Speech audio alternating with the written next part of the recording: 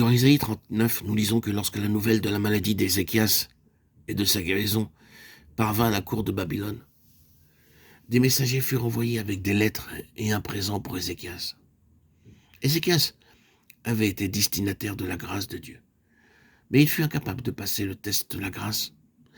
La parole de Dieu déclare: Ézéchias en eut de la joie, et il montra aux envoyés le lieu où étaient ces choses de prix, l'argent et l'or, les aromates et l'huile précieuse, tout son arsenal et tout ce qui se trouvait dans ses trésors.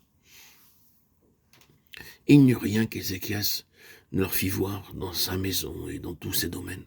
Ézéchias 39, 2. Ézéchias n'a pas résisté à la tentation de tout dévoiler. Il venait tout juste d'être merveilleusement guéri de sa maladie. Et sans nul doute, se sentait très mis en valeur en pensant que bien peu de personnes dans le monde avaient eu une expérience semblable à la sienne. À qui Dieu avait-il accordé un signe semblable à celui d'Ézéchias attestant sa prochaine guérison? Le soleil avait reculé de 10 degrés. Dans son euphorie, Ézéchias avait exposé tous ses trésors aux envoyés de Babylone.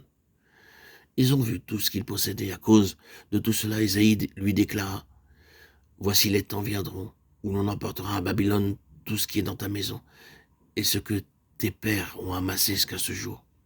Il ne restera rien, dit l'Éternel. Isaïe 39, 6. Nos pertes spirituelles seront proportionnelles à ce que nous aurons dévoilé. C'est quelque chose de très solennel et nous ferions bien d'y prêter attention. Il est regrettable que de nombreux croyants ne puissent pas s'empêcher de dévoiler leur expérience. Un jour, un frère a dit ceci: beaucoup de frères tombent malades et quand ils sont rétablis, ils donnent leur témoignage. J'aimerais bien être malade d'une grave maladie et que Dieu me guérisse. Ah si, je pourrais dire quelque chose à la prochaine réunion de témoignage. Quelle était donc la motivation de ce frère? Pouvoir donner son témoignage. Il désirait faire une expérience afin de pouvoir en parler.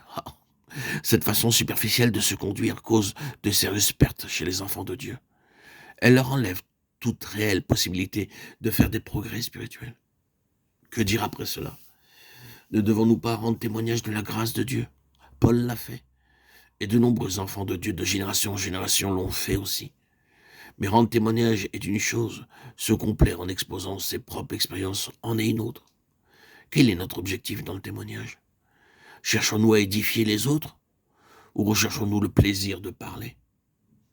La satisfaction de nous entendre parler et le désir d'aider les autres sont deux choses totalement différentes.